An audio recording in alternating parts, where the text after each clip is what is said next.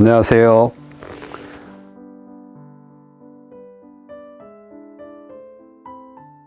수성구의 복지 분야에 계시는 선생님들, 그리고 수성구 주민 여러분, 안녕하십니까? 좀 낯서시죠? 여기가 충북 괴산의 여우숲이라고 하는 공간이고요. 저는 이 공간을 설립하고 이 공간에 숲학교 오래된 미래라고 하는 학교를 열어서 교장이라고 스스로 칭하며 살고 있는 김용규라고 하는 사람입니다. 여러분을 이렇게 뵙게 돼서 대단히 반갑습니다. 그리고 대단히 영광스럽습니다. 세상에 중심이 어디일까? 이런 생각 혹시 해보신 적 있습니까? 이 생각이 좀 어렵다면 내 몸의 중심은 어디일까? 생각해 보신 적 있습니까? 한번 대답해 보십시오. 내 몸의 중심이 어디입니까? 배꼽입니까? 머리입니까? 놀라운 지혜를 가지고 이 이야기를 펼치신 분이 계십니다. 세상의 중심은 아픈 곳이라고 합니다. 여러분, 손톱 밑에 가시 하나가 박히면 여러분의 온 신경은 그 손톱 밑으로 향합니다. 아픈 그 자리가 바로 중심이 되는 거죠. 제가 영광스럽다라고 말씀드린 이유가 바로 여러분께서 세상의 아픈 자리를 살피시는 분들이시기 때문에 중심을 보듬고 안아내는 분들을 이렇게 영상으로라도 뵙는 것이 저에게는 큰 영광입니다. 다시 한번 영광의 인사를 올리겠습니다. 오늘 제가 여러분과 나눌 이야기 제목을 숲을 만나다 삶을 사랑하다 라고 정했는데요. 저는 제 삶을 사랑하지 못하고 산 세월이 참 많습니다. 저는 어린 시절에 가난한 부모님 밑에서 살았고요. 제가 하고 싶은 것들이 참 많았는데 가난 앞에서 늘 좌절되는 느낌이 들었고, 그래서 어떤 날은 원망했습니다. 왜 내가 하고 싶은 걸 못하게 할까? 그리고 의문을 가졌습니다. 나는 왜 저 집에 태어나지 못하고 이 집에 태어났을까? 저희 아버지는 한국전쟁 때 다니시던 학교를 중퇴해야만 했습니다. 고등학교를 졸업하지 못하신 상태로 세상에 내던져졌습니다. 그때 아버지께서는 당신의 아버지를 전쟁통에 잃으셨고, 태어나서 3년 만에 3살 때에 당신의 어머니를 잃습니다. 17, 18 나이에 지금 같으면 정말 엄마 아빠가 챙겨주지 않으면 살아갈 수 없는 그런 나이에 아버지는 세상과 홀로 맞서야 했던 겁니다. 그 남자가 22살이 되던 해에 18 먹은 여인을 만나 가정을 이룹니다. 그 18 먹은 여인이 제 어머니죠. 제 어머니는 이렇게 늘 말씀하셨습니다. 나무 젓가락 2벌, 나무 숟가락 2벌, 그리고 찬빛 하나를 들고 문경 가은 완장리에서 제를 넘어 여기 충북 괴산 청천 관평리로 시집을 왔다.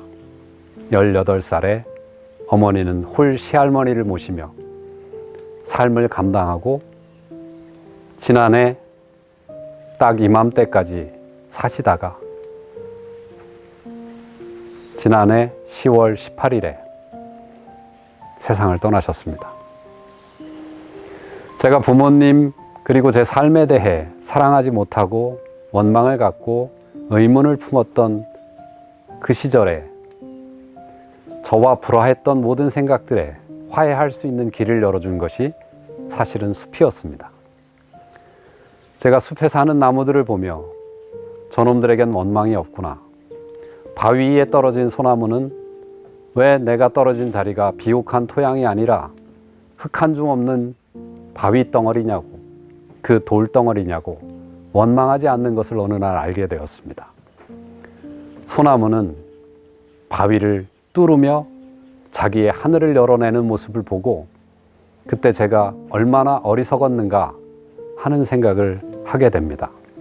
너무도 신기하여 숲자가 들어가는 모든 책을 읽어 바위를 뚫는 소나무의 비밀을 알아내고 싶었습니다. 소나무가 바위를 뚫어내는 비밀을 알아낼 수 있다면 나도 이 돌덩이, 바위덩어리 같은 세상을 뚫고 내가 살고 싶은 나의 삶을 당당하게 살아낼 수 있을 것만 같았습니다. 독학하며 한 3년 동안 홀로 숲을 읽어갔습니다. 그리고 놀라운 세계가 있다는 걸 알게 됐고 이 숲이 어마어마한 학교라는 사실을 받아들이게 됩니다. 서울에서 벤처기업 CEO를 하고 있던 저는 이제 자연으로 돌아가 숲이 학교라는 이야기를 세상 사람들에게 하고 숲으로 사람들을 불러 이 숲이 전하는 위대한 가르침을 나누고 싶다라는 생각을 했고 그래서 모험을 시작한 것입니다. 충북 괴산 칠성면 사은리 산 15-7번지 이 자리에 저는 그래서 학교 하나를 세우게 됩니다. 길도 없던 이곳에 소나무가 바위를 뚫어 가듯 저도 바위를 뚫는 모험을 감행한 것입니다. 그런데 만약에 저희 어머니를 돌볼 수 있는 또 다른 누군가가 없었고 저희 아버지의 노년에 찾아온 병마를 살펴줄 수 있는 누군가가 없었다면 저는 아마 이 모험을 행하기가 되게 어려웠을 겁니다. 제가 제 길을 가려고 할 때 저를 함께 도와주었던 분들이 바로 사회복지 분야에 계시는 분들이었습니다. 5남매를 두신 저희 아버지, 어머니, 그 5남매 중에 막내딸, 저의 막내 누님은 중증의 지적 장애를 가지고 계십니다. 저희 아버지, 어머니께서 누님이 이제 나이가 혼기가 찼을 때 스스로 앞가림을 할 수 없는 사람을 그때는 복지라고 하는 개념을 가지지 못했던 이 사회에서 가족들이 오로지 누님의 그 불행한 삶을 감당해야 하는 그 시대에 아버지께서 가족회의를 엽니다. 그리고 자식들에게 묻습니다. 내가 혼처를 봤다. 너의 매형이 될 사람을 어렵게 찾아냈는데 결혼을 시키려 한다. 너희들의 생각은 어떠니? 모든 형제들이 어떻게 했을 것 같습니까? 반대했습니다. 참 놀랍게도 돌아보면 놀랍게도 저만 찬성합니다. 찬성의 이유가 이랬습니다. 누님과 반대하시는 다른 분들은 어머니 아버지가 돌아가시고 나면 당신의 동생 저 막내 누님을 보살필 어머니처럼 보살필 그 자신이 있습니까? 모르겠습니다. 저는 제 누님을 어머니처럼 보살필 수 없을 것 같습니다. 그래서 누님보다 조금 세상을 아시는 매형이 누님을 사랑하며 아끼며 살아주신다면 그것보다 좋은 일이 없을 것 같습니다. 그리고 아이 하나를 낳게 하시겠다라고 했을 때도 모두 반대했지만 저는 또 얘기했습니다. 제 누님이 정말 건강한 아이를 낳기를 오직 기도하고 싶습니다. 더 많이 기도해서 자신의 어머니에 대해 어릴 때는 의문을 갖고 청소년기에는 원망도 할 수 있겠지만 마침내 그놈이 자신의 삶을 사랑하며 자신의 엄마마저 품어낼 수 있는 아이로 성장해달라고 기도하고 그놈을 보살피고 싶습니다. 라고 말했습니다. 제 개인사가 너무 이야기가 좀 긴데요. 제가 지금 말씀드리고 있는 것은 그 시절에 그렇게 온 가족이 홀로 감당하고 힘들어 하던 것들을 우리 사회에 복지라고 하는 개념이 서고 복지 정책들이 나오면서 개인은 이 힘든 여정들을 좀 나누며 살 수 있게 되었습니다. 그 현장에 계신 분들이 가족들도 더러 힘들고 가족들도 더러 짜증나고 외면하고 싶은 일들을 복지 영역에 계신 분들이 감당하고 산다는 사실을 제가 누구보다 잘 알고 그래서 무척 감사하다 이런 말씀을 또 한 번 드리는 것입니다. 자, 이제 본격적으로 숲이 저를 어떻게 제 삶을 사랑하게 했나 하는 이야기를 좀 드려보려고 합니다. 저는 이것을 숲의 인문학이라고 부릅니다. 여러분, 인문학 하면 요즘은 매우 대중적으로 인식되고 확산되어 있죠. 지역의 도서관에서도 하고요, 지자체에서도 초청을 해서 인문학자들, 인문주의자들의 강연을 나누기도 하고 그럽니다. 인문학이 뭐냐고 여쭤보면 이 인문학을 쉽게 정의하고 안내하는 분들이 많지가 않더라고요. 제가 좀 쉽게 설명해 드리겠습니다. 나무가 살아온 삶의 흔적을 새기는 자리가 있습니다. 혹시 어딘지 아십니까? 나이테, 훌륭하십니다. 나이테를 보면 뭘 아실 수 있나요? 나무의 나이, 훌륭합니다. 나무의 나이만 알 수 있는 게 아닙니다. 방향을 알 수 있다, 이렇게 믿는 사람들이 있어요. 아닙니다. 방향은 알 수 없습니다.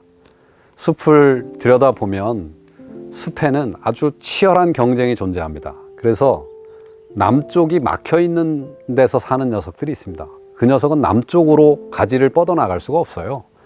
오히려 북쪽이 열려 있으면 북쪽으로 가지를 뻗어나가야 합니다. 그러면 나이테를 보면 북쪽이 열려 있는 애들이 있습니다.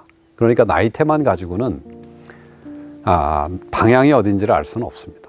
알 수 있는 것은 관계를 더 정확히 알 수 있습니다. 몇 살에 어느 쪽이 막혀 있었는가가 보입니다. 몇 살에 어느 쪽이 막혀 그쪽으로는 가지 하나를 뻗지 못했는가를 알 수 있습니다. 제가 나이테 사진을 한 장 보여드리겠습니다. 이 나이테 사진을 보면서 어느 쪽 방향이 몇 살에 막혀 있는가를 한번 찬찬히 보십시오. 우리의 삶도 그렇죠. 몇 살에 어느 쪽이 막혀 있었습니까? 어떤 분은 태어나자마자 어머니가 돌아가셨거나 혹은 태어나기도 전에 아버지가 돌아가셔서 소위 유복자로 태어나신 분들도 있을 겁니다. 한 살에 그는 아버지라고 하는 방향이 막혀 있었던 거죠. 이 눈만 가져도 벌써 나무도 일생이 있구나. 나무도 우리와 다르지 않은 삶의 절벽들이 있고 상처가 있고 감당해야 될 무언가가 있구나 하는 것을 아실 겁니다.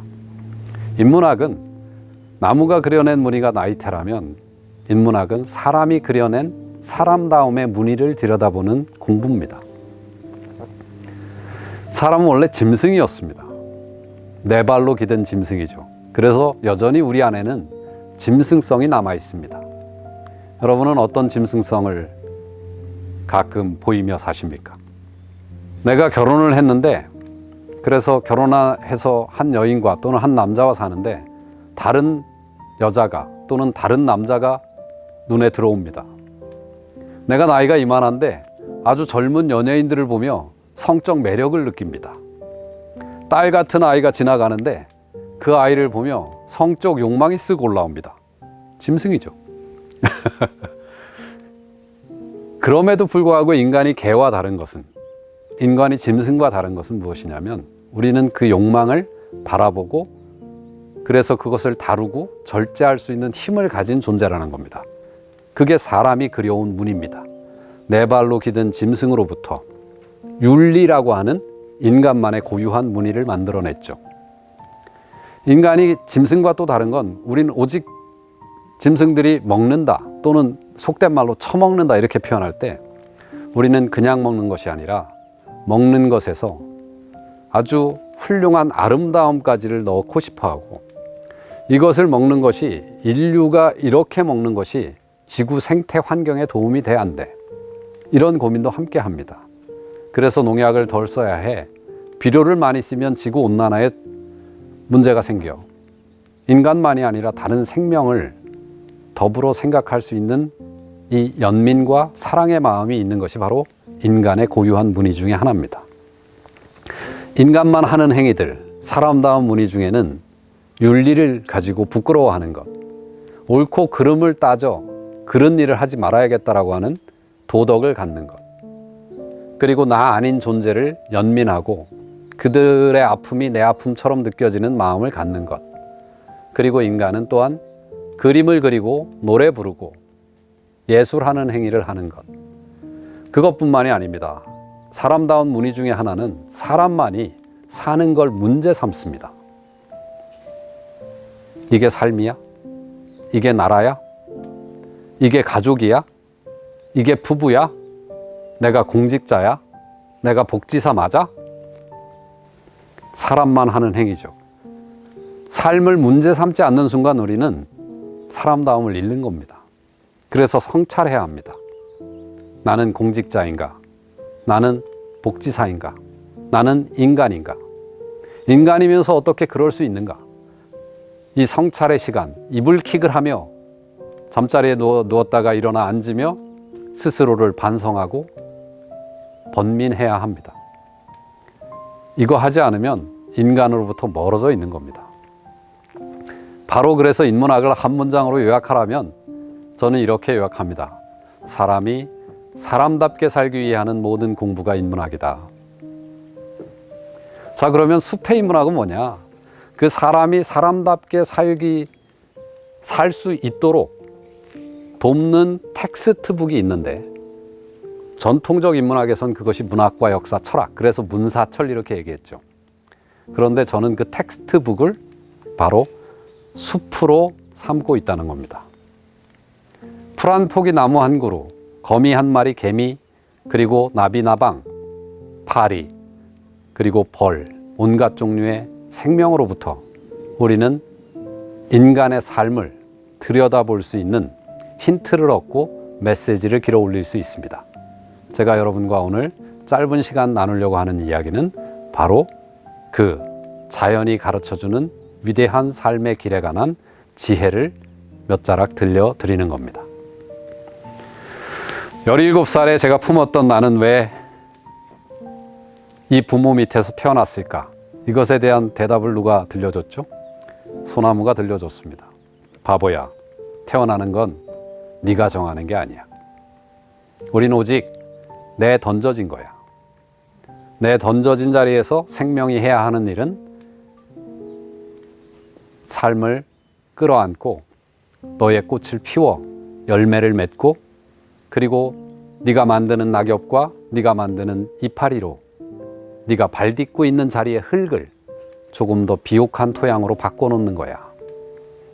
그렇게 살고 마침내 죽음이 찾아오면 네가 이뤘던 모든 것들을 숲으로 돌려놓고 네가 살았던 자리에 떨어질 또 다른 씨앗에게 조금 더 비옥한 토양, 조금 더 따뜻한 숲의 흙을 만들어주고 돌아가는 거야. 태어나서 죽기까지 모든 삶의 길에 관한 아름다운 가르침이 나무 한 그루, 풀 한 포기에 다 담겨 있습니다. 소나무를 시작으로 이 삶의 지혜에 눈을 뜨게 된 저는 다양한 주제를 그 다음부터는 들여다볼 수 있게 되었습니다. 여러분, 상처 있으시죠? 그래서 요즘 우리 사회에 유행하는 말이 힐링이죠. 네. 저는 사실 별로 좋아하지 않는 단어인데요, 힐링이. 왜 그러냐면 상처를 가지지 않은 생명은 단 하나도 없습니다. 여기 지금 가을 만추에 조금 있으면 겨울로 들어갈 이 자리에 있는 이파리, 나무 이파리들을 잘 보십시오. 이 나무 이파리들의 구멍이 뚫리지 않은 나무 이파리가 하나도 없습니다. 애벌레가 저 나무 이파리들을 뜯어먹고 살아가죠. 애벌레는 나에게 상처가 되었죠. 그런데 놀라운 일이 있습니다. 그 애벌레가 사실은 나비고 나방이거든요. 내가 꽃을 피웠을 때 내 이파리 몇 점을 뜯어먹었던 그 아이들이 그 꽃으로 날아와 내가 피워낸 꽃을 튼실한 열매로 바꿔주거든요. 우리가 발 걸려 넘어지는 지점이 딱 거기입니다. 나는 쟤 때문에 상처 입었다고. 상처의 단면만 보신 겁니다. 반대쪽 면에 뭐가 있냐면 그 상처를 입힌 그자가 사실은 내 꽃을 열매로 바꿔줄 생명이기도 한 거거든요. 상처 없는 무충, 무균의 사회는 생명계에 없습니다. 어떠한 풀도 나무도 하루하루 매 순간 상처와 직면하고 살아가게 돼 있습니다. 이것을 포괄하고 있는 말이 있습니다. 자연이 위대한 스승이고 지혜다. 노자 선생이 딱 한 문장으로 정리했습니다. 도, 법, 자, 연. 도는, 즉 길은, 여기서 법이라고 하는 것은 닮다라고 하는 뜻을 가지고 있는 한자죠. 자연을 닮아 있다. 모든 길은 자연 속에 그 길과 지혜가 있다는 얘기입니다. 도법자연의 세계를 상처 하나 가지고 지금 말씀드렸고, 이 상처가 있는데 그 상처는 한쪽 면만 봤을 때는 상처지만 다른 한편에서는 나를 사실은 또한 일으켜 세워주는 것이기도 하다라는 말씀을 드렸습니다. 이것을 주역이라고 하는 사서, 삼경, 즉 삼경의 하나인 역경에는 이렇게 한 문장으로 정리해 뒀습니다. 일음, 일양, 지, 위도. 일음, 일양지, 위도. 한쪽 면에 그림자가 있다면 그 뒷면에는 빛이 있다네. 그것을 도라 한다네. 해석하면 이렇게 됩니다. 이게 우주를 구성하고 있는 원리입니다. 이것이 우리 삶을 지배하고 있는 법칙입니다. 그 어디에도 양의 세계만 존재하지 않습니다. 제가 예를 들어 보겠습니다. 앞자리에 지금 수성구의 공직자분 나란히 몇 분이 앉아 제 이야기를 듣고 계십니다. 이 질문에 한 분이 대답하시기 바랍니다. 가운데 주무관님께서 사랑해 보셨죠? 사랑 설레죠? 사랑 설렌다고 고개를 끄덕이셨습니다. 이 질문에 더 정직하게 대답하셔야 합니다. 사랑 아프진 않으셨습니까? 네. 사랑은 설레는 겁니까? 아픈 겁니까? 아픈 겁니까? 지금 국면이 좀 아픈가 보네요. 사랑은 설레고 동시에 아픈 겁니다. 왜 우리가 괴롭습니까? 내 사랑엔 아픔 없고 설렘만 있기를 바라서 괴로운 겁니다. 여러분은 부자입니까? 가난한 사람입니까? 아니면 부자도 아니고 가난한 사람도 아닙니까? 여러분 혹시 돈이 충분합니까? 이 영상을 보시는 분들도 대답해 보십시오. 여러분은 돈이 충분한가요? 저는 대한민국에서 나는 돈이 충분히 있어 라고 하는 사람을 본 적이 없습니다. 돈이 충분히 있다면 재벌 3세들이 그 돈을 더 많이 어떻게 해보자고 회계장부를 조작하거나 불법을 저지르거나 이렇게 하겠습니까? 저는 납득이 사실 안 가는 사람입니다. 왜 우리는 그럴까요? 저는 그런 사람들에게 늘 인간으로서 묻고 싶습니다. 당신이 사람이라면 대답해봐라. 얼마가 더 있어야 남을 속이지 않을 것이냐? 저는 저 자신에게 자주 묻습니다.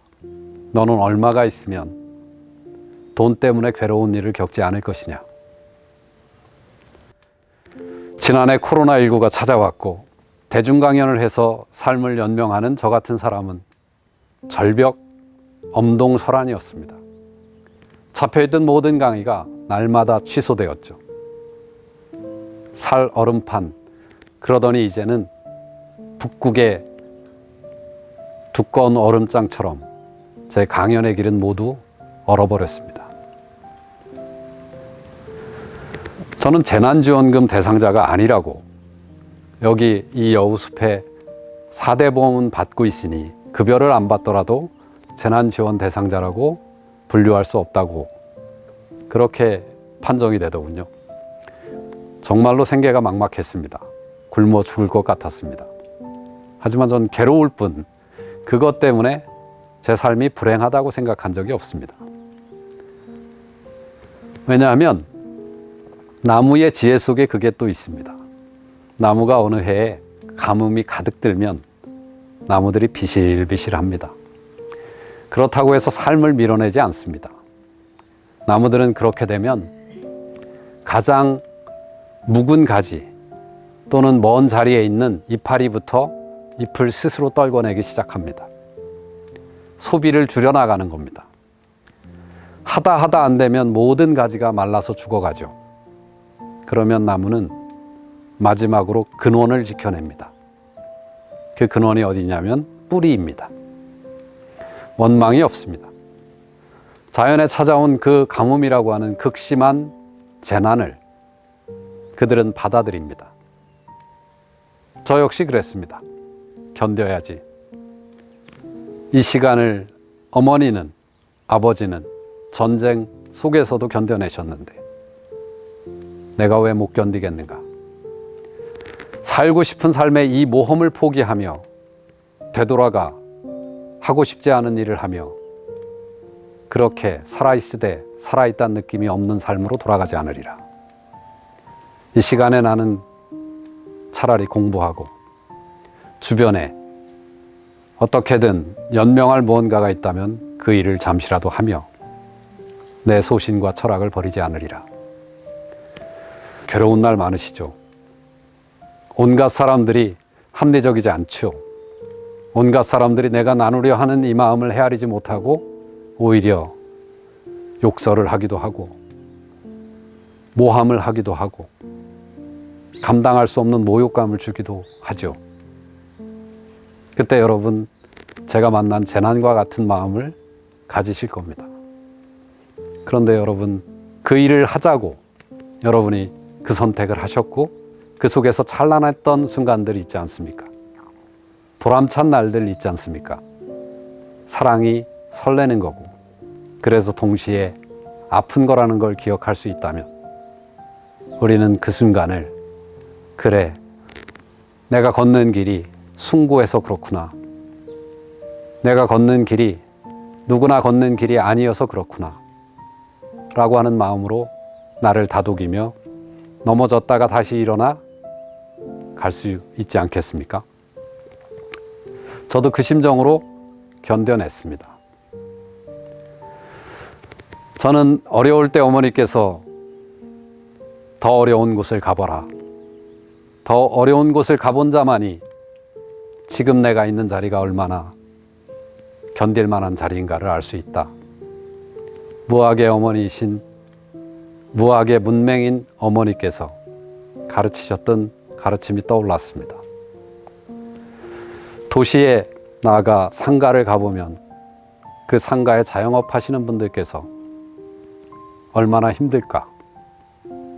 제가 자주 가는 국밥집의 사장은 인건비를 감당하고 깎아주지 않는 가게세를 감당하며 그 엄혹한 시절을 견뎌내고 있었습니다. 그분들은 임대료의 인건비를 감당할 때 저는 기껏해야 제 몸뚱아리와 제 가족의 몸뚱아리만 건사하면 된다 라고 하는 사실을 깨닫고는 조금 미안한 마음까지 들었습니다. 견딜 수 있다. 견디자. 사계절이 순환하듯 겨울은 영원하지 않습니다. 반드시 여러분이 겪고 있는 엎어진 자리가 영원히 엎어진 자리가 아닙니다. 이제 겨울이 다가오고 있지만 이 겨울은 석 달, 길어야 넉 달이면 지나갑니다. 나무들은 우리에게 가르쳐 줍니다. 삶에 찾아오는 겨울을 어떻게 견뎌야 하는지. 우리가 불행한 까닭은 우리 삶에 겨울이 있어서가 아닙니다. 겨울이 없기를 바라는 마음 때문에 우리가 괴롭습니다. 나무들은 어떻게 겨울을 맞이하죠? 우리처럼 없기를 바랍니까? 아니면 스스로 단풍을 만들고 이렇게 낙엽을 지우고 겨울 속으로 걸어 들어갑니까? 제가 오랫동안 숲을 보았더니 나무들은 스스로 겨울 속으로 저벅저벅 걸어 들어갔습니다. 그리고 그들은 겨울을 다만 견뎌내고 오직 건너내는 시간으로 살아내고 있었습니다. 우리 삶에 어려움이 찾아오거든 꼭 기억해 주시면 좋겠습니다. 겨울은 영원하지 않다. 그 겨울은 다만 견디는 것이며 건너내야 하는 것이다. 주역에서 이름 일양지 위도라고 딱 정리해 놓은 이 우주의 질서, 이것은 생명에게는 모두 숙제를 준 것과 같습니다. 너에게 찬란한 순간이 있는데 네가 감당해야 될 끔찍한 어둡고 차디찬 시간들도 함께 있다. 숲에 사는 모든 생명이 이 지배를 벗어날 수가 없습니다.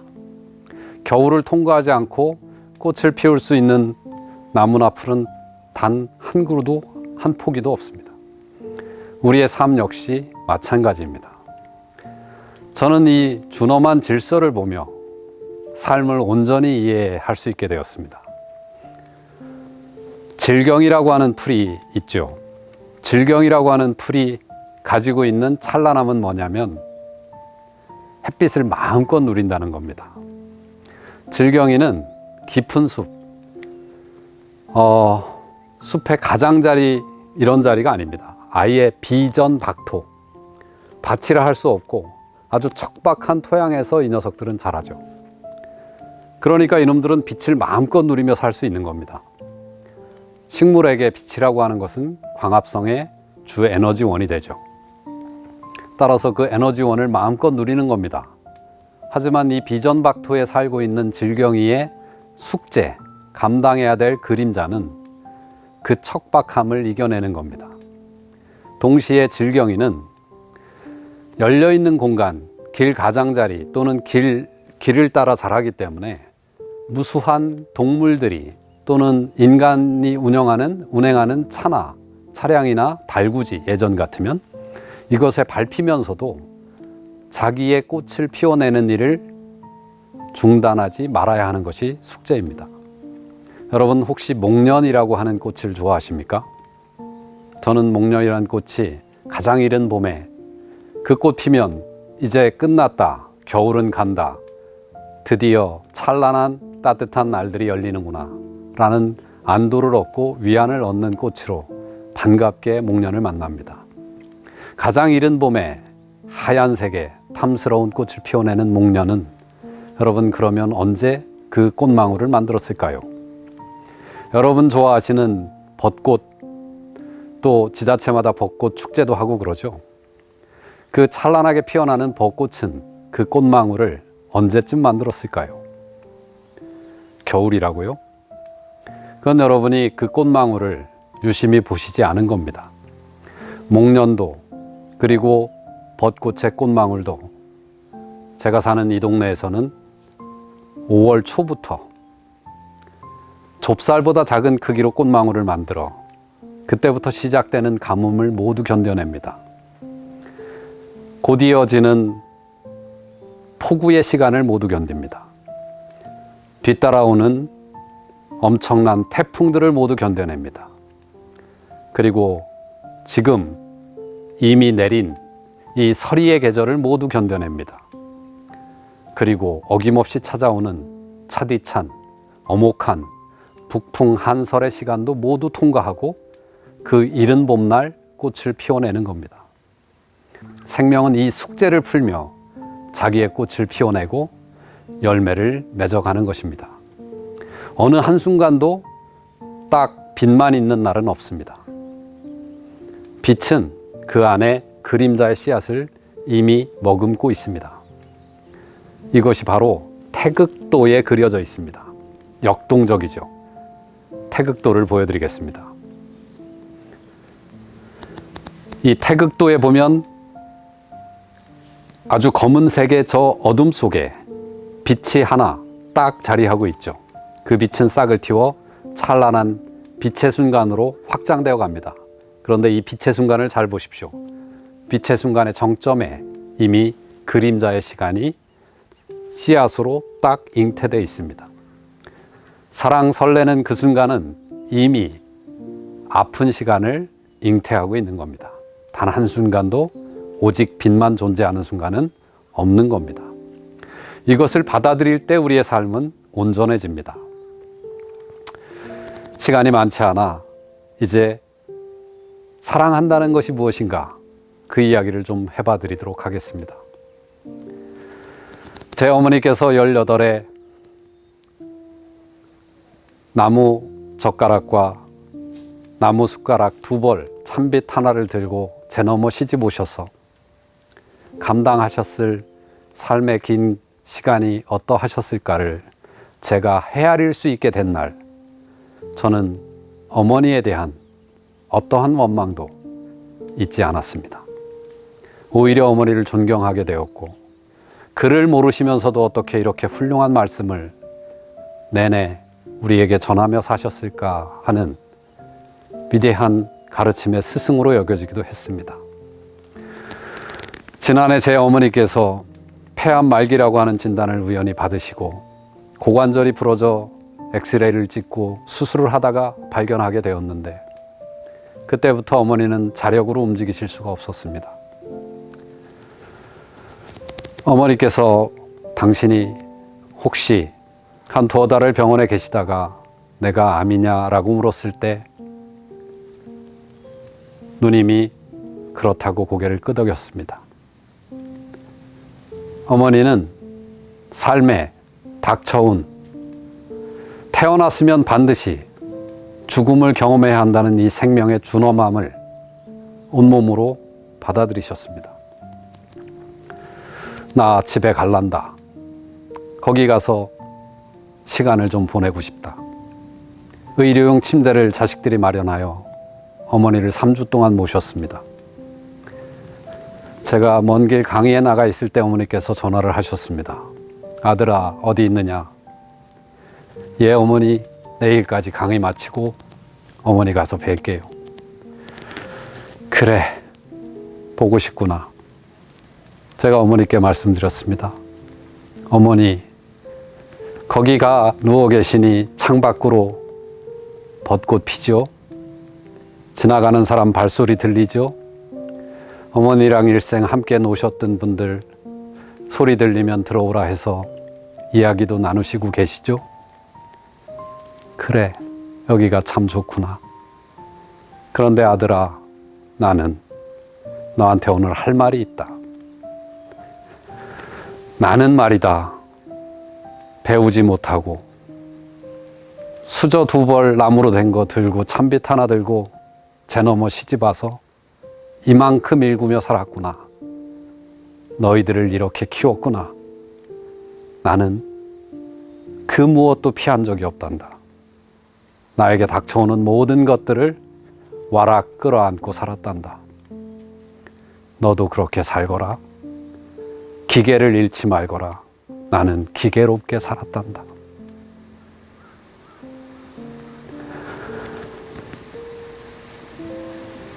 어머니의 그 말씀이 1년 전에 돌아가시기 한 2, 3주 전에 저에게 하신 말씀인데요. 그게 바로 나무가 사는 방식에 관한 이야기라고 저는 들었습니다. 불어오는 바람 하나 피한 적 없습니다. 쏟아지는 폭풍우 피할래 피할 수도 없고 피한 적도 없습니다. 그게 바로 사랑이라는 걸 저는 알고 있습니다. 이제 이 나이가 되어서 사랑이 무엇인지 제가 제 정의를 갖게 된 겁니다. 사랑에 대한 제 정의를 들려드리면 이렇습니다. 함께 하고 싶은 것, 그래서 기꺼이 함께 하는 것. 여러분도 사랑해 보신 분들 아시죠? 사랑에 빠지면 함께 하고 싶습니다. 그하고 밥 먹고 싶고, 그와 차 마시고 싶고, 그와 여행하고 싶고, 마침내 그와 살고 싶어지죠. 그래서 사셨죠. 설렜죠. 여기까지가 사랑의 절반입니다. 사랑은 무엇을 함께 또 해야 하냐면 그가 찬란함을 잃어가는 순간을 함께 해야 합니다. 늙어지고 아파지고 쓸쓸해지는 순간을 함께 해야 합니다. 나중에 그가 어쩌면 오줌똥을 가리지 못하는 그 순간도 함께 하는 겁니다. 그가 나를 기억하지 못하는 순간이 혹시라도 온다면 그 순간마저 내가 와락 껴안고 함께 하는 겁니다. 딱 절반만 설레고 싱싱하고 찬란하고 힘 있는 순간만 함께 하겠다면 그건 사랑하지 못하는 겁니다. 그건 누군가를 소비하겠다는 겁니다. 여러분, 나를 사랑한다는 것은 뭘까요? 온전히 나와 함께 하는 겁니다. 나에게 닥쳐오는 모진 바람과 눈보라와 태풍도 도망치지 않고 제 어머니 말씀처럼 와락 껴안고 기계롭게 그 모든 순간을 기꺼이 함께 하는 겁니다. 그것을 기꺼이 함께 했을 때 우리의 삶은 온전해지는 겁니다. 다시 한번 말씀드리지만 세상의 중심, 가장 아픈 곳을 함께 하시는 분들, 더러 지치고 힘드시더라도 그 순간들을 피하려 하지 마시고, 제 어머니가 그랬듯 여기 서 있는 무수한 나무들이 그러하듯 그 모든 순간을 와락 껴안아 여러분의 삶을 온전히 사랑하시기를 기도하겠습니다. 저도 남은 세월을 그렇게 살아가겠습니다. 긴 시간 경청해 주신 여러분께 깊이 감사드리고, 나중에는 오프라인에서 여러분을 뵐 수 있기를 소망해 보겠습니다. 강의 마치겠습니다. 감사합니다.